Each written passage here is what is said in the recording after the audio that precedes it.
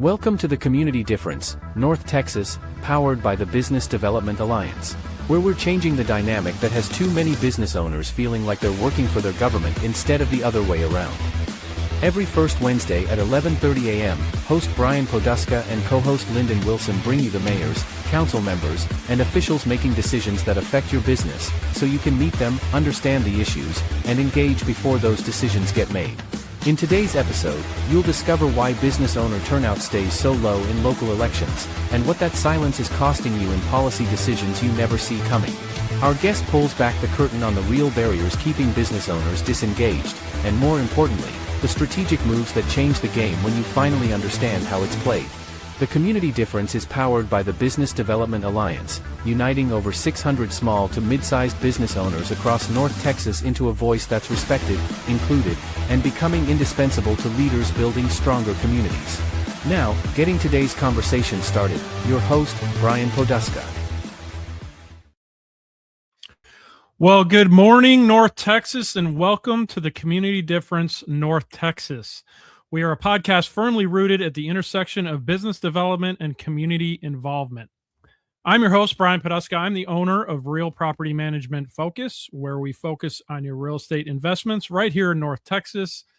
We are headquartered in Frisco. I live in Frisco, so have for the last 15 years or so. So welcome to the show. If you haven't seen the show before, we have a slightly different twist on it, given the next couple months of local elections. But generally speaking, we spotlight 5 key members of the community. Those would be business owners, entrepreneurs, political leaders, ISD leadership, nonprofit leadership, and also sports leaders. We are Sports City USA here in Frisco, and it's obviously a big thing here in the North Texas region, especially with the World Cup coming in a few months. We do have rotating business features of the month. In the past year, just a quick highlight of what we've done over the past year. We have spotlighted local leaders of chambers of commerce, local EDC, economic development corporations, if you don't know that term, in the area here. We have explored how small businesses can expand with financing options. We've spent a couple months with mayors and council members discussing servant leadership. We've engaged with and spotlighted Collin County first responders. And then most recently, at the end of last year, we dug in with school district leaders from local ISDs to talk about the value that the ISDs present to their communities, and then how small businesses can engage and support them. And guess what? Like I mentioned earlier, we are in election season, right? If you live in Frisco or Plano, you know this. We just had a special election at the end of January. In both Frisco and Plano. So the focus of our podcast and live events in the next coming months will be civic leadership in general, really educating and engaging, and how engaging and how getting involved as a business owner is critical to your livelihood and your life, right? Business life and your personal life. So that's what we're going to be diving into over the next several months. You heard it on the intro to the podcast, which is new. I love it. So let me first bring in my co-host today, Mr. Lendon Wilson, who is the creator and founder of The Difference Media, LLC, a personal friend of mine for the last 5.5 years. And we've been doing this podcast thing in various different forms for that entire time. So Lendon, who's also our producer, bring yourself onto the screen and say hello. Hello, everybody. And what's up, Brian? 5.5 years. 5.5 years. I just want to say this to everybody watching, because it's meaningful to me. It means a lot to me.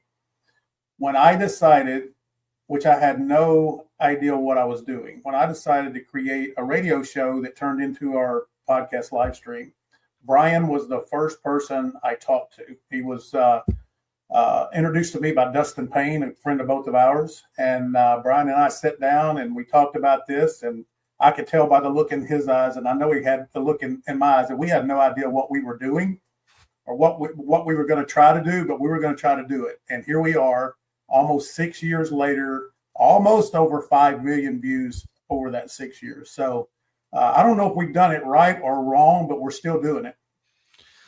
Well, just like any venture, you never do it right the first time, and we've reiterated and iterated and done all the things over the past 6 years. And it's amazing to see if I reflect back on the time when we first started and why we started. The cool thing about it is when we first started this, really the fundamental foundation hasn't changed. No. If you remember the first episode and the first several episodes, the concept was the things that make the difference in business and life, right? Yep. That was kind of our tagline. So that hasn't changed. It's just evolved into how we're communicating that. And I love over the last 2 years, we brought it more to the community level and engagement and education. And, with the end result being, how does that benefit you as a business owner, entrepreneur? And how does that benefit you as a citizen? So it goes back to that business and life, the things that make the difference. I agree. And I think, we've had a lot of people that have made the comment, well, this, when I first started with y'all, because we've had a lot of people that's helped us build this along the way.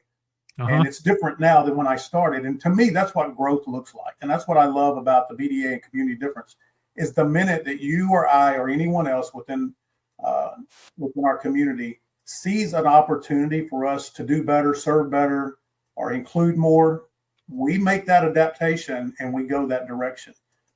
And I think that's been, when you look at growth for me is fun. I mean, you talk about growing pains and getting out of your comfort zone. Yeah, it's hurdles. It's hurdles every day. But when you look back, you and I both can see those hurdles were a lot smaller in the beginning than we thought they were at the time. Hurdles keep getting bigger, but we keep getting over them. Well, yeah, just like anything else, right? What seems insurmountable, how do you eat an elephant? One bite at a time, right? And how do you climb the hills? Start with the small ones and start scaling the big ones too. So exactly. It's been a fun 5.5, 6 year journey, and looking forward to 2026 and what we're doing, going forward. And like I mentioned, we've got, the first quarter, at least quarter plus of the year focused on, civic elections and also statewide elections coming up as well.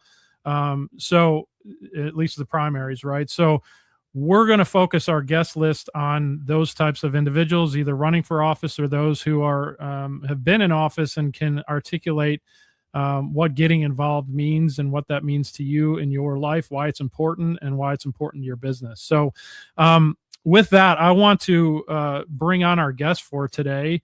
It's kind of fun. If you've ever opened Facebook and thought, well, this should be interesting, today's guest might be one reason why.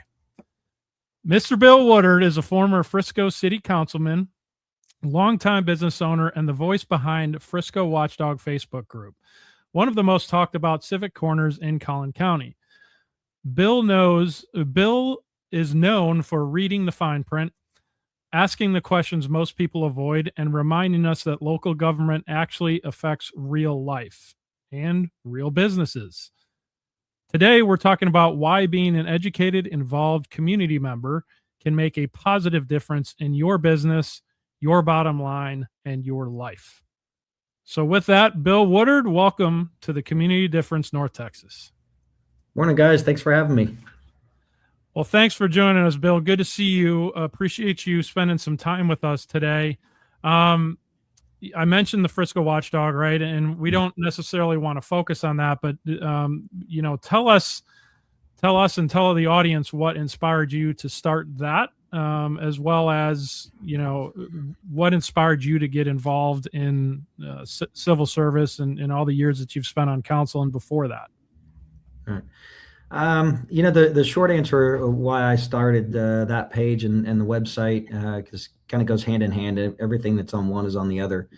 I'd taken some time off after serving on council for 9 years and in other roles for, a total of 17 years. And just kind of watching with the knowledge I had from the outside, just saw some things that I was like, man, over the last 17 years, that the level of discourse has just really changed. And I guess you could say there are some things that affected me that maybe irritated me a little bit, and just decided that, it was time to say something about them and kind of highlight them to the community. Because I think, there are some things that could be done better. And, if people want to listen and they want to participate, that's great. I love that. And, I've had some folks comment on the page that don't necessarily agree with me, but we've managed to always keep it respectful there. And that's not always the case on social media these days. So yeah, that's it. It just kind of happened. Well, and for those of you who haven't seen what you're doing with the Frisco Watchdog, just tell the group what it's all about.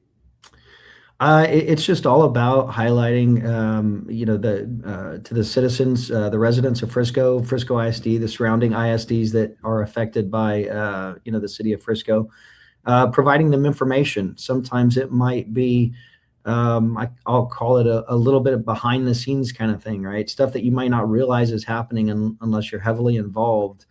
Some of it is educational, things that people don't understand. I mean, over the last 20 years, I've heard all sorts of stuff and gotten all sorts of questions. And, the city does a really good job of trying to put information out there, but, their role is a little bit different on the education side than, what a citizen such as yourself or myself can do to educate the residents. So I'm trying to take a little bit of my history, my background, my experiences, and put stuff out there in a way that hopefully is educational to people, maybe in some cases a little entertaining. Maybe it raises a little ire at times, and that's fine too. Just getting information out there. I'll give an example. One of the questions I got early on when I was on council was, well, how much do you get paid for this job? And I said, we don't. We get a couple $100 a month stipend, and at the time it was a couple $100. And that's it, and I have a real job to go to every day. And the people that I was talking to were absolutely just, stunned that, it was a volunteer position. And to this day, that question still pops up periodically. So, even sometimes the, basic information is good to get out there. Well, you're a self-proclaimed math guy, right? Fun question for you. If you had to calculate your hourly wage of the hours that you volunteered, as a council member versus what your stipend is, what would you estimate that to be? The stipend, yeah, it doesn't cover what would be my hourly wage. I was spending, even towards the end, I was spending probably 10, 15, 20 hours a week, depending on the week, preparing for meetings, being at meetings, talking with residents, responding to emails, the totality of that. Or early on when I was involved, it was probably, there was some weeks I might've been doing it, 25, 30 hours a week for all of those things. Doesn't mean you're always out in public during those times, but just research and responses and, the time it takes to be truly prepared for a role like that in a city the size of Frisco. Yeah, I always I say it flippantly, but it's literally pennies on the dollar when it comes to your hourly wage, right? It's got to be below minimum wage. It truly does amount to a volunteer position. Yeah, it's for council. It's a $700 a month stipend, and it's all taxable. So, it's. Yeah, I love it. Okay, so all joking aside, right? So you mentioned your background, and what I want to just get that out so the audience can understand, what your background is, and it'll be in two parts. So, and they kind of go together. But first one being, you said 17 years in some sort of volunteer position with the city, whether it's city council. I think you said 9 years, right? Yes. And then prior to that, you were on various different committees, I think. Just tell us what those were, number one, and then tell us two, what's the underlying driver for you? What inspired you to get involved in the first place? Well, let me start with what inspired me to get involved first, because that'll lead into the things that I did. Yeah. I moved to Frisco in March of 2005. So I'm coming up on, what does that make it, 21 years here next month. And I was sitting at the dining room table one day reading the newspaper when, actual newspapers, printed newspapers were still a thing. And I saw this advertisement for a town hall down at the City Hall. And so it's like, well, I just moved here. Let me go see what this is all about. And I actually walked in and I got to meet Mayor Mike Simpson and Bob Allen and Tony Felker and a bunch of others. And I was like, well, this is actually kind of cool that I can actually walk up and meet these folks, because the cities I had lived in previously, man, you couldn't get anywhere near your council members, unless you were a major donor kind of situation. So I just started showing up because I was interested in what was going on in this place that I had just moved to, and things were so accessible. So I kept doing that. And, within a couple of years, I've been involved with my HOA. And then Mayor Hermoso ran for mayor back in, I think, 2008, and got involved with his campaign. And from there, he asked me to chair the 2010 Census Committee, I believe it was, which led to a couple of zoning ordinance committees, which led to me being on the Planning and Zoning Commission for 6 years. And then as that was wrapping up with the 2016 elections, I decided that, you know what, there's an open seat there. John Keating's going to run for State House, and I think my skill set is better than the average person. I think I can lend a lot to the city. So let me throw my hat in the ring and see what happens. I've never done anything with a desire because, I have to go do that because I want to get my name out there. It's always just been because I think my skill set, provides a benefit to the residents. I want to see how I can help. Love it. And that's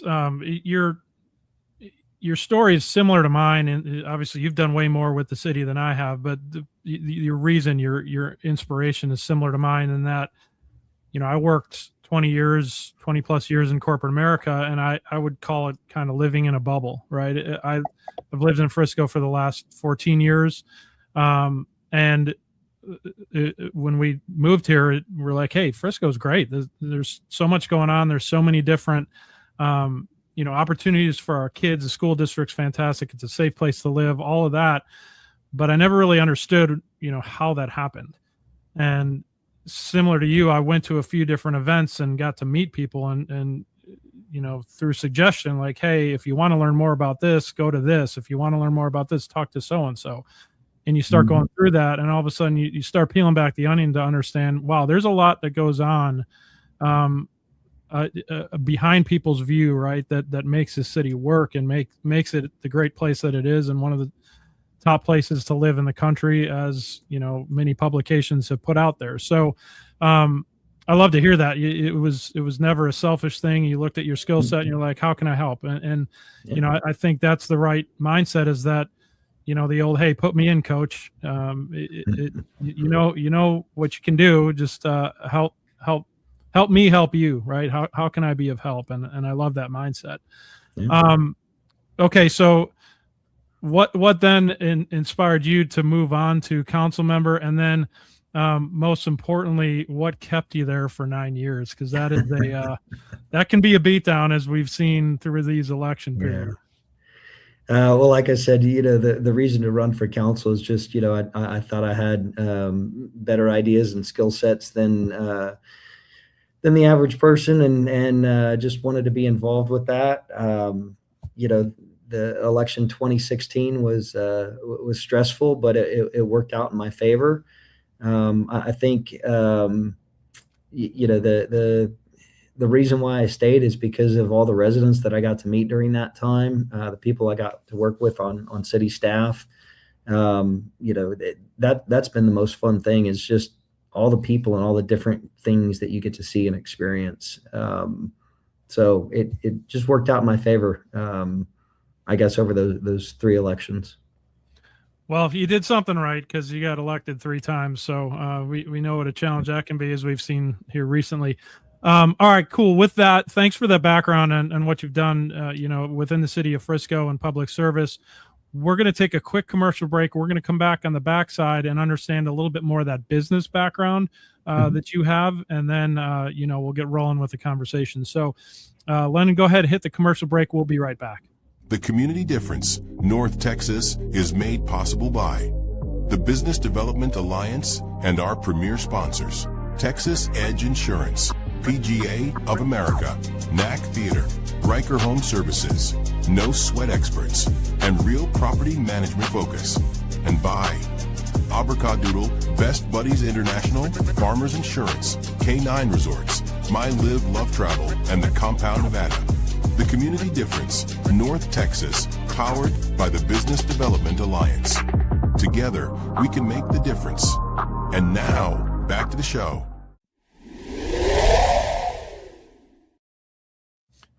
All right, welcome back. So love that short, quick commercial break. It was shorter than what we've had in shows past, so that I love it. We'll get right back into it. Bill, what I want to do is just continue the conversation. Thank you for sharing your background in the service that you've done with the city of Frisco. As I mentioned up front, you know, the show is our audience is geared towards small to medium-sized business owners. So just tell us a little bit about your background on the business side, and then we'll start tying those two together. Sure. I have been in the banking and lending arena for, call it, my entire career. So by trade, I work for a bank. I'm behind the scenes, though. I'm the chief credit officer at a community bank here in Dallas.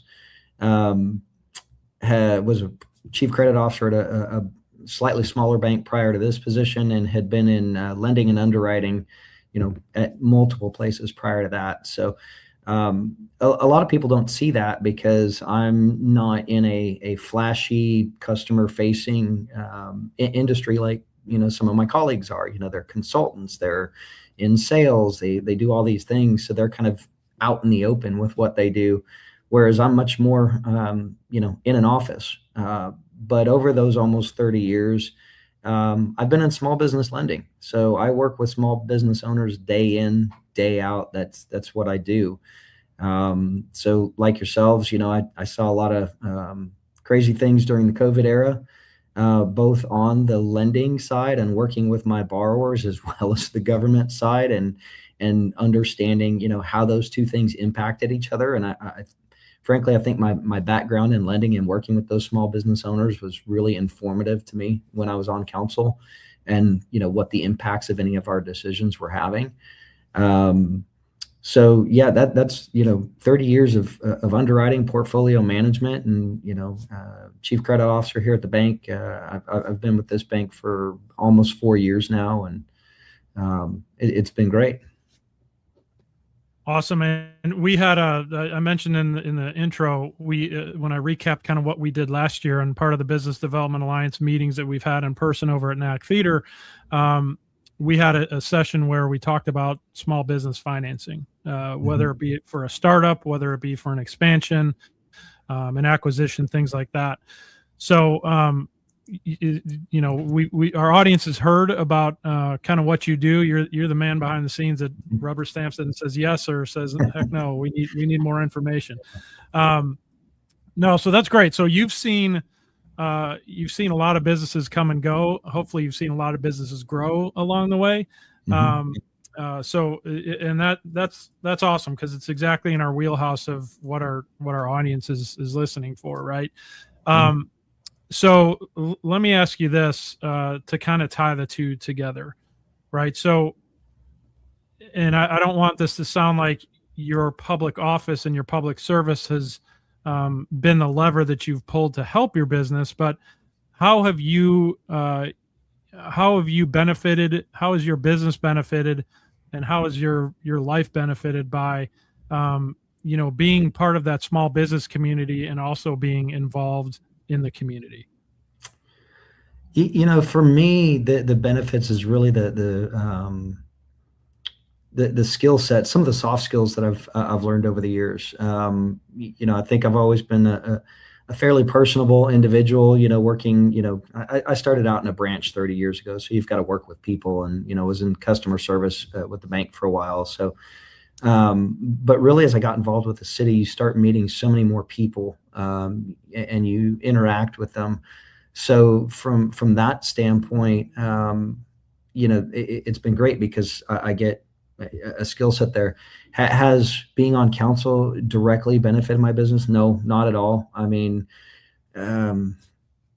my public life and my private life are actually, for all things considered, very separate. Because I am behind the scenes. People that know that I'm in banking, maybe they come to me and say, hey, can you do a loan for this, that, or the other thing? Well, sure. Let me get in touch with the person at my bank that would handle that. So, I've brought in clients that way just because of personal connections. Yep. But otherwise, what I do at work and what I do on the civic side really don't touch for me. They're all pretty separate. You've probably had to recuse yourself more often than not, just on some of those connections, is my guess. A couple of times, but more related to a development because it was too close to where I lived. Yeah. Okay. I can't actually recall something that directly affected my business or my income or anything, because the banks that I've worked for have always been outside of Frisco. Unfortunately, it just, that's the way it's worked out in my life. So there's not been a lot of crossover there for me. Lendon, you're on mute. See, we've been doing this for 5.5, 6 years, and we still put ourselves on mute. Well, I'm a little rusty. I haven't done this in a while. I've been in the background. So I still and my typing before that everybody was hearing, that's me producing. So I'm not out here writing emails or anything. He's a man of many hats. So here's the thing that I want the public to understand. And I believe that I see this from a perspective of where a business owner would come from. One of the things that we all want to do as business owners is we want to build that know, like, and trust, right? And we're told by every networking group we go to get into public service, help. And I'm not necessarily saying public office, but volunteering and getting out and meeting the community and letting them know who you are. I think that's a big difference in how we can build our personal perception of who people think we are. And as in some cases has been done more nationally, I think that we're aware of trading favors because of a seat that you have. Does that make sense? Because there's going to be if you are a good public servant, Bill and Brian, and you do the good things for the community, it's going to help your own brand and reputation, your personal brand and reputation, maybe not your business brand and reputation. So if I'm watching Bill Woodard and I go, man, this guy, I respect him. I respect what he does. He cares about the community.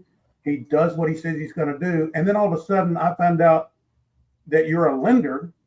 Why would I not want to seek you out and go, hey, you've proven yourself to me to be good for the community.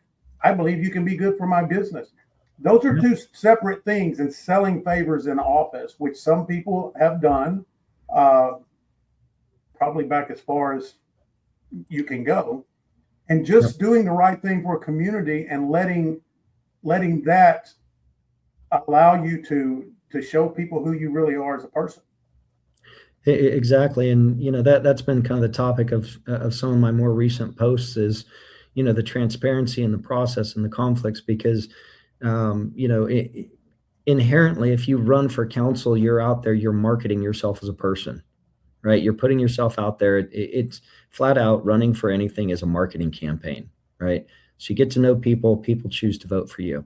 That inherently means you're going to start meeting more people. And if you have a business, or if you're a small business owner, or if you have a job where you're in sales and you're out there doing things, people are going to come to you, and you're going to run into conflicts. And there's not a problem. There's not inherently a problem with a conflict happening. What's important is that the officials stand up and say, hey, I have a conflict, so I'm stepping away from this and I'm not making a decision on this because I have this conflict, right? That builds public trust too. And, in life, those things are going to happen. Nothing wrong with it, but be transparent about it. Be honest, be open about it, be detailed about it, and, let people know what that is, because that just, that builds that level of public trust to go, you know what, they're doing the right thing. They're looking out for me as a resident, and they've got these other things going on too, but, they're not doing things specifically for themselves. I agree. Yeah, we've talked about this over the last 5.5 years, and one of our key themes across the show is be seen, be heard, be remembered, right? And you said it there. A practical takeaway is if you're running for office or if you're involved in the community, you're at least getting out there, right? You're being seen, hopefully being heard, and certainly being remembered, whether it's for good or bad. That's up to your own personal brand building, right? But it accomplishes all those by getting involved with your community, whether all the way to the extreme of running for council or mayor versus throwing your name in the hat for a committee or just getting out there into community events and volunteering. It's certainly a good way to be seen, be heard, and be remembered. Yeah. Well, and when you look at the fact that you get paid $300, maybe a little bit more to do the job, you can't quit your business and just not work while you're serving the community. You still have to work your business. You still have to do business. And I think it would be asinine to think that if someone came to me because they saw me on a city council and go, you seem like a trustworthy person, I'd like to try to get a loan through your bank. There's no conflict there. I don't see that as conflict.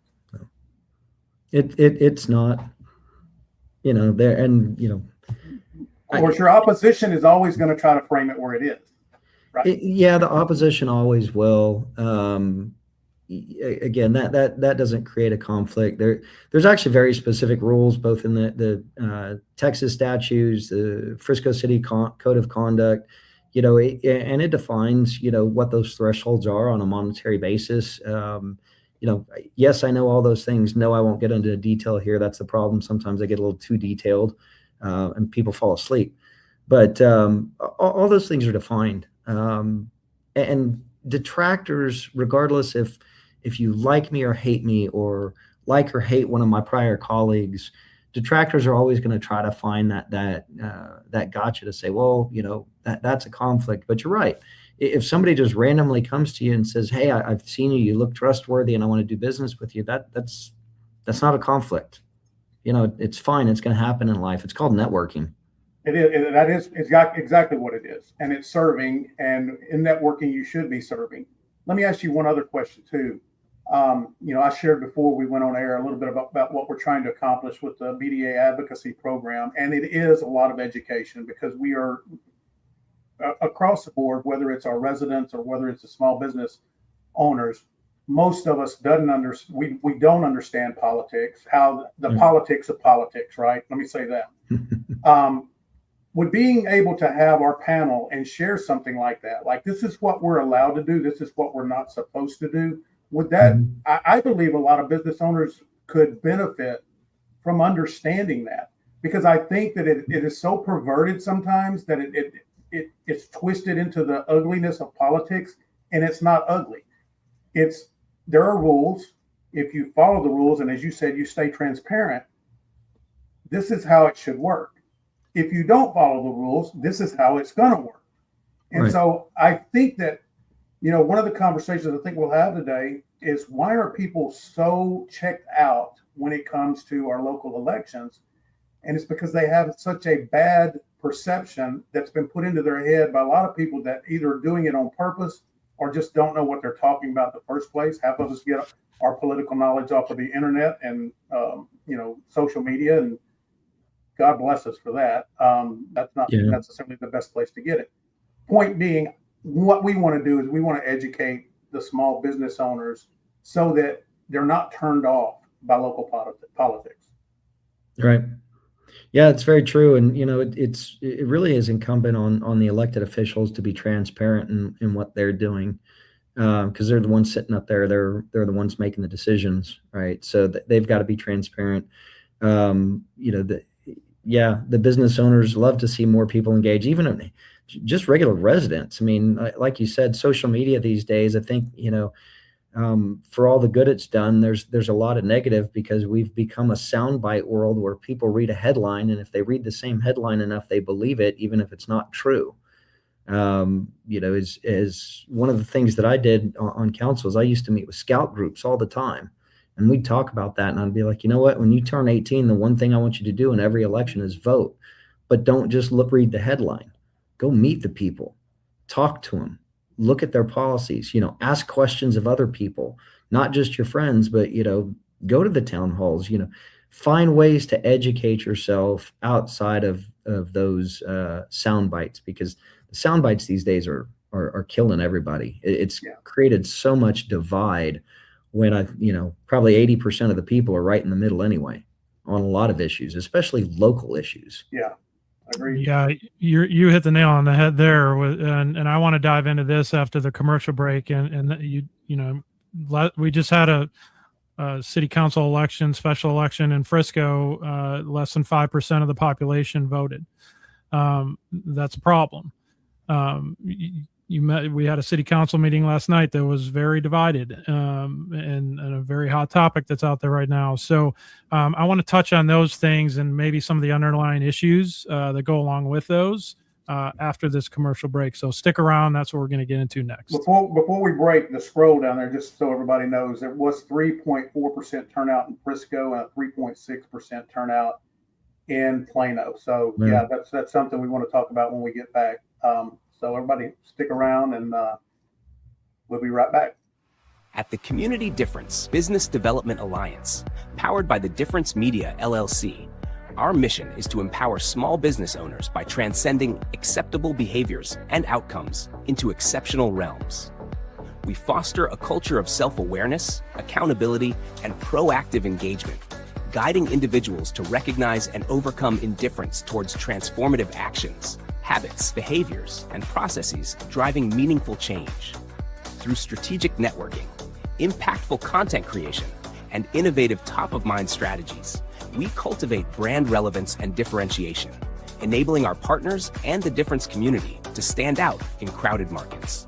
With a focus on building authentic connections, amplifying brand presence, and driving sustainable growth, we equip entrepreneurs with the tools and mindset to navigate the complexities of entrepreneurship with confidence, innovation, and resilience.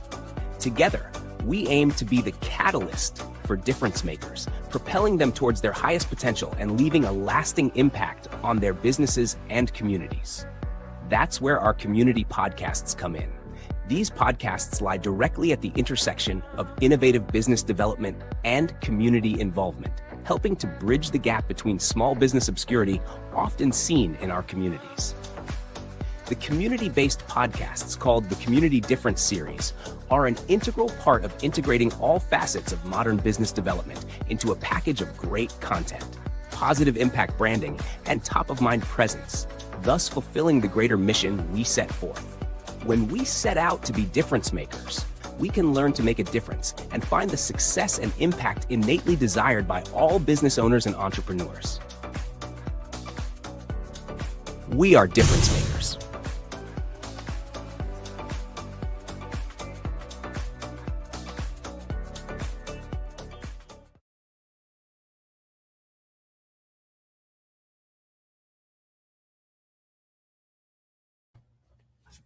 All right, we are back. So real quick, I want to give a shout out to Matt Kern, good old Matt, watching us on LinkedIn right now. So we appreciate the comment, Matt, and thank you for watching. Yeah, Matt used to be a member of the Difference back in the day. Good to hear from him. That's awesome. He was actually a host for a while. That's right. That's awesome. What's up, Matt? Good to hear from you. All right, so I teased before the commercial break there, the low turnout in local elections. This January one was no exception to that. And we had an even more fun, complicating factor, and that's the weather, right? We had the ice storm that, took a few days out of the early voting process, and looks like it created a bigger push on actual election day. But still, the end result is we're well below the 5% of registered voters who turned out to vote. So question for you, Bill, and I have my own thoughts, and I know somebody on one of my posts had asked me what my thoughts were on this. What are your thoughts as to why that vote percentage is so low? Well, there's a couple things. One is people just don't know that it's happening because it's an odd time, right? We typically vote in, March for the primaries, May for local, and November for state and national, which we could probably spend an hour on why we do those things that way. And we can come back and do that another day. But I think that's part of it. Kind of an odd time. People weren't expecting it. The campaign season in this case was over the course of the holidays. That doesn't help. People are paying attention to family and friends and holidays and whatnot. But then, another thing, and this affects all of our elections. This effectively affects all of our local elections, is a little bit of apathy, or a lot of apathy. People in general, if they're happy with the way things are going, they tend not to turn out as much, or they tend not to pay attention as much. Just the average ordinary resident that's not as plugged in as we are. They go to work, they're taking their kids to school, they're taking their kids to the sports, they're doing all of life's things.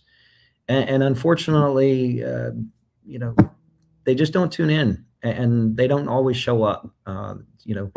I think our average turnout in May is 10 or 15%, depending on if it's a mayoral election or if there's other stuff on the ballot or whatnot. So it's a challenge all the way around. So that's just a couple of things. You probably have others, and they probably wouldn't be wrong either. Well, you hit on my top two, and that was awareness and apathy. And the old, if it ain't broke, don't fix it, or I don't need to fix it. And that becomes very dangerous, because it puts the power of the election in those that do come out to vote because they're not happy with something. Those numbers represent a larger majority than they may if you're just canvassing the general public. And that's where it becomes very dangerous. That was my, the gist behind whatever I put on my post. I can't remember how I worded it, but certainly could potentially open up Pandora's box if you're, in that situation.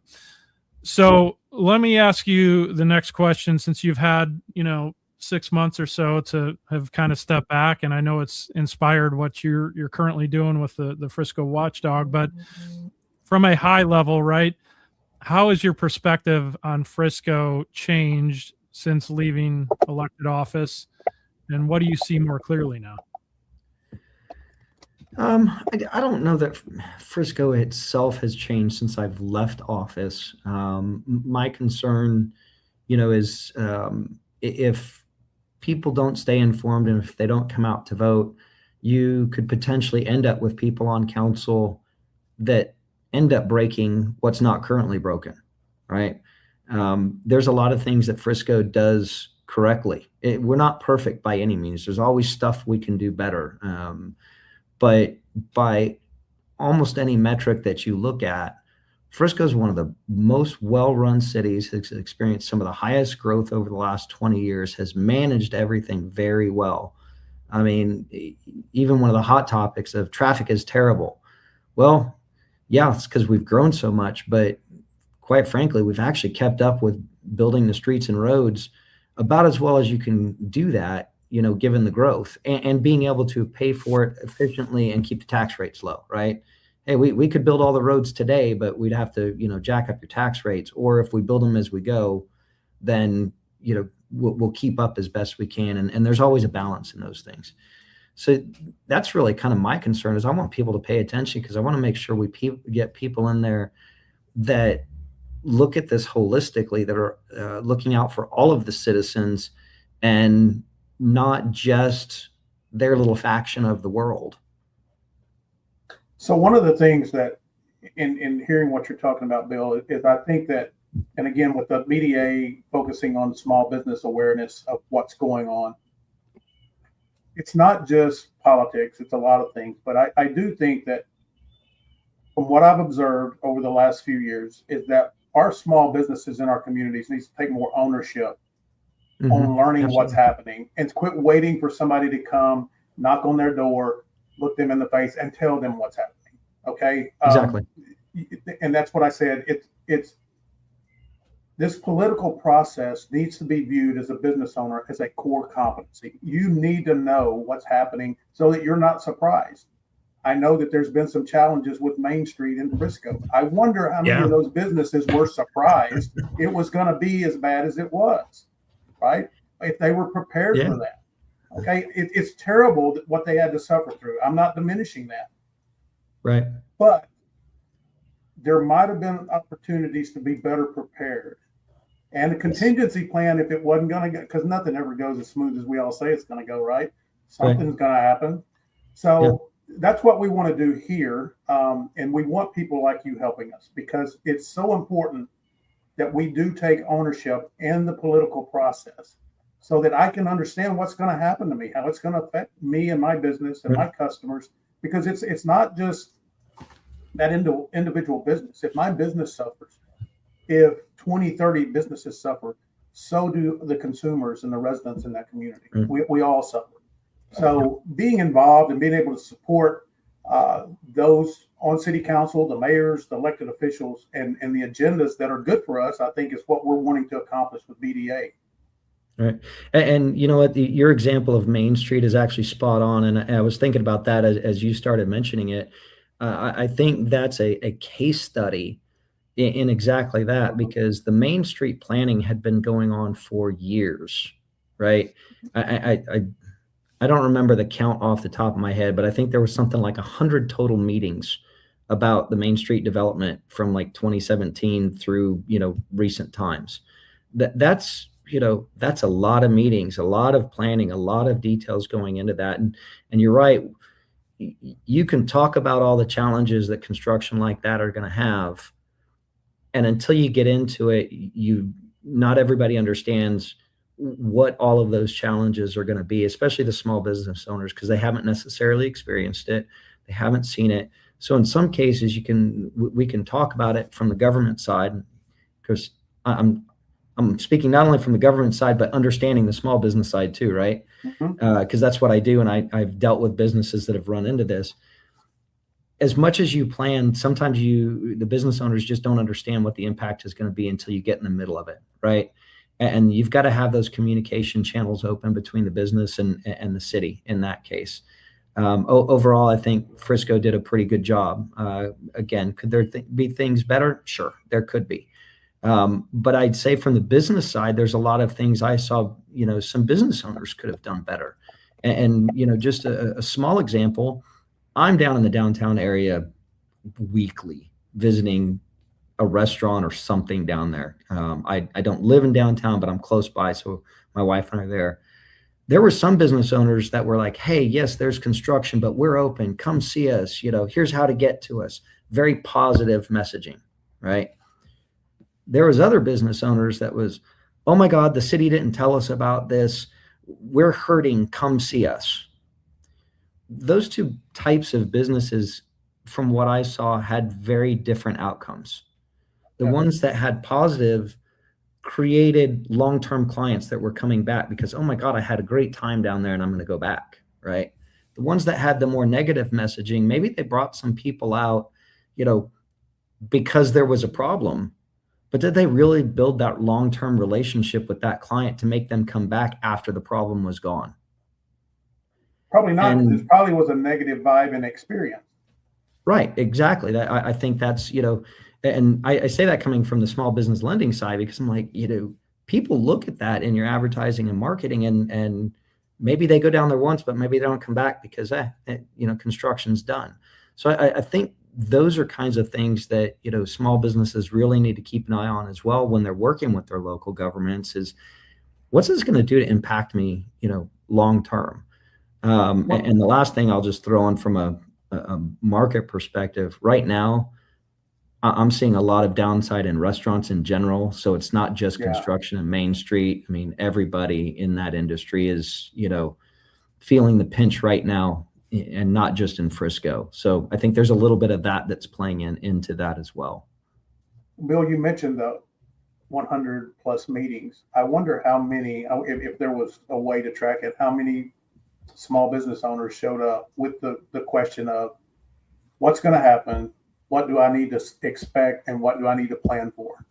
Yeah. And I think that being able to have those conversations with city council would have helped city council a lot, and it would have helped the business owners a lot. And I would assume, based on what I see in other events that I go to, there probably wasn't a bunch of them that kept showing up and really trying to understand. And I'm not trying to blame anybody here. I'm just saying, again, we need to be more proactive than reactive. Yeah. You're right. There was not a lot of small business owners there throughout the process. You had some showed up, and I can think of one or two that probably showed up more often than others. Fortunately, our Frisco's Chamber of Commerce is downtown, and they keep on top of things too, so they were aware and trying to do what they could. But it's still it's unfortunate that until there's an actual impact to you, you're not necessarily paying attention, and that's where the problem lies. So yes, small business owners really have to pay attention to what's going on in their city and what's going on around them so that they can appropriately plan. Exactly. Well, and it goes back to what we've talked about again on the show for the last 5 years, is being relational rather than transactional. And I think, you kind of hit that nail on the head, Bill, when you talked about building those longer term relationships. You may have, some of those businesses may have driven some short term volume by saying, oh, come help us, the construction is killing us, versus come on down, driving some new experiences, building that longer term relationship. Hopefully that happened on both sides, but we're kind of near the end of the construction project. The vision is there. It's more visible now as you go down Main Street. Mm-hmm. We're not there yet. A post-mortem at some point would be, how can we do this better the next time? But I think that's a great perspective that, hey, you take the opportunity to build relationships, and it's going to lead to longer term success. So with that, let's take our final commercial break. I want to come back and we'll kind of tie this all together and take some key takeaways away from the discussion today. So hit the commercial break. We will be right back. The Community Difference, North Texas, is made possible by the Business Development Alliance and our premier sponsors, Texas Edge Insurance, PGA of America, NAC Theater, Riker Home Services, No Sweat Experts, and Real Property Management Focus. And by Abracadabra, Best Buddies International, Farmers Insurance, K9 Resorts, My Live Love Travel, and the Compound Nevada. The Community Difference, North Texas, powered by the Business Development Alliance. Together, we can make the difference. And now, back to the show.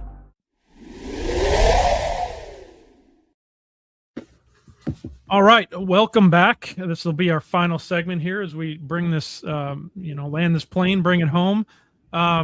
So we've talked about, Bill, thank you for sharing your background and all your years of service, both on the civil side as well as, on your banking history. Great guest to have on today to kind of tie this all together. Some of the key takeaways that I've had so far in the discussion, getting out and getting involved, build your core competencies. Lendon, I think you said that. It educate yourself. Take the proactive approach to educate yourself. Building your own personal brand. Bill, you referenced that by getting involved in the different roles that you have with the city. Inherently, you're going to meet more people. You're going to build your own personal brand. It just inherently, again, increases the amount of people and interactions that you're going to meet and have over the course of time. At the end of the day, what that establishes is the more people know you, like you, trust you, or they know you at least. Whether they trust you or not, that's up to them. But essentially, your voice is going to be heard, right? Whether it's in opposition or with you, your voice is going to be heard. And so I know that's kind of what you have going on right now with what you've started with the Frisco Watchdog. We're kind of out of time to dive deep into that. I'd encourage anybody who's interested in learning more, because it is an educational platform, engaging from a civil discourse perspective, right? You may not agree with everything Bill says on there, but at least come out and have that discussion. And that's what I like about it, is it's engaging. It's asking you to come out, and if you have a different opinion, let's talk about it. So I'd encourage you to check out Facebook, look up Frisco Watchdog. Bill, you are the administrator of that group. So I encourage anybody to go out there and check that out. But what I want to do here is have a practical takeaway for our audience, right? So we've talked about the benefits of getting involved. We talked about it from a business perspective and what it's done for you as far as getting into the community. The practical takeaway I want to make sure our audience hears is how. how do they get engaged? How do they get involved? What are some steps that they can take to make those next steps to get engaged? Show up, show up to your city council meetings. Look at the agendas online. Find out if there's anything on there that you're curious about. If you are, send an email to the council and ask about an agenda item. Pick up the phone and talk to them. Now, in their defense, they get a lot of emails and a lot of phone calls. So don't get upset if they don't get back with you right away. And that's across the board, right? In 20 years of watching, different council members respond differently in different time frames. It's just the inherent nature of people. But reach out to the city staff if you have questions. I mean, they are all fantastic and will get information back. You don't have to go to council. One of the things that I put out there is the council doesn't run the city on a day-to-day basis. That's the city manager's job, right? So a lot of things you can get answered just by, looking at which department handled that agenda item and sending them an email. And you'll find out, you'll probably get a faster, more detailed answer than sending it to council in a lot of cases. But yeah, just engage, find an area that you're interested in. And if it's maybe not the civic side like I have, if it's the nonprofit side or any of the other ventures that you mentioned in the intro, just be engaged. Love it. Yep, exactly. Get engaged, reach out. And I've found it to be the case that, whether it's a council member or somebody in with the city itself, they will get back to you, whether it's by a phone call or an email. They're all accessible. So it's a great point. What I do want to do is I want to hear from your perspective, because Frisco, like we talked about, not everybody agrees with what's going on in Frisco, but generally speaking, it's been proven and the feedback is it's a great place to live, right? You've seen Frisco go over your 17 years of public service, your 21 years of living here. You've seen it go from probably a population, I'm guessing, of around 100,000 when you got here to 236,000 at last count. What, and you being part of that leadership group that helped, make that happen, what is your, call it, I was going to say top, but I'll give you top two. What are your top two key takeaways from being involved with the city of Frisco for that long? I think it was about 70 or 80,000 actually when I moved here. Okay. We are a blessed city in a lot of different ways, and one of those is geography. The primary growth corridor on the Dallas side of the Metroplex is right up the Tollway Preston corridor, which splits our city right down the middle, right? So we have a lot going for us because of that. I would also tell you that, early on in Frisco's history, we had a lot of really visionary leaders. And as leaders, that's what they did. They set the vision, and then they expected the city staff to go execute on that. And I'm hopeful that as we elect new people going forward, we are picking truly visionary leaders that have ideas for the long term and aren't just latching on to the issue du jour because, the loudest person in the room is making some noise. That's not always the best course of action. It really takes a lot of thought to understand what a vision is and to set that and to reach for it. And sometimes those things that you set out to do don't actually happen while you're on council, but you set the roadmap for them to happen over time. Government is not, instantaneous like our news cycles are. It actually takes real work to plan and then a lot more real work to execute. What's that analogy where you plant the seed of the oak tree that you'll never get to experience the shade of? Yep, exactly. I think that's politics, if it's done right. I 100% agree with that. There's a lot of things I would have liked to have gotten done that I couldn't, but I think I helped set the course for some of those. Mm-hmm. And, maybe I'll be spry enough to experience them in 20 years, and maybe not. But if the elected leaders are truly looking out for the people, that's exactly the mentality they should have. Wow, I love that, and you're absolutely right. The visionary leadership that occurred, 20 years ago and has continued on, over the last 20 years, hopefully does continue for the next 20. Because, the example of Grand Park is one of those. It was sold to me when we moved to Frisco 15 years ago. We're finally starting to move some dirt on it. It will come to fruition. That will be the shade for my grandkids, hopefully someday. So, but no, that's great perspective, Bill. Appreciate you. We are up against the hour here. But any final thoughts that you have for our business owners, business leaders listening, or citizens of Frisco as a final word?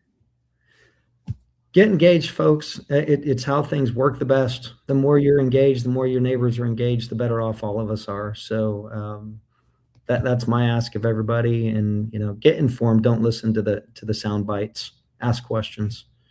And I appreciate you guys having me on today. It's been a good conversation. I've really appreciated it. Well, we hope to have you on again and on our panel when we do the monthly in person at NAC Theater. We'd love to have you visit there too. Be happy to. Just let me know. All right, Brian. Before we go, I have to do one thing, or I'm going to be in big trouble. Fire away. I have to say hi to my Aunt Frida. I love you too. Well, we thank Aunt Frida for watching and keeping you in line all those years, hopefully. She's in Kentucky now. She did live in Illinois for a while, so y'all have some commonalities there. All right, bear down. Let's go, Chicago Bears. Right. All right. We have to get my every show I have to plug the Bears or some sporting team in Chicago. So there's my Bears plug for the show. Awesome. Well, Bill, again, thank you for your time today. Thank you for your insights. Thank you for your service for the city of Frisco over the last 17 years. Appreciate what you're doing online. Whether you agree with it, Bill, or you don't, get online, engage. As Bill said, engage. That's how you can make a difference. It's how your voice can be heard. So with that, we'll sign off for this episode. Everybody have a great rest of the week, and we will see you in 2 weeks at the NAC Theater, 11:30 to 1 p.m. All right. See everybody soon. All right. Take care, guys. The Community Difference, North Texas, is made possible by the Business Development Alliance and our premier sponsors, Texas Edge Insurance, PGA of America, NAC Theater, Riker Home Services, No Sweat Experts, and Real Property Management Focus. And by Abracadabra, Best Buddies International, Farmers Insurance, K9 Resorts, My Live Love Travel, and the Compound Nevada. The Community Difference, North Texas, powered by the Business Development Alliance. Together, we can make the difference.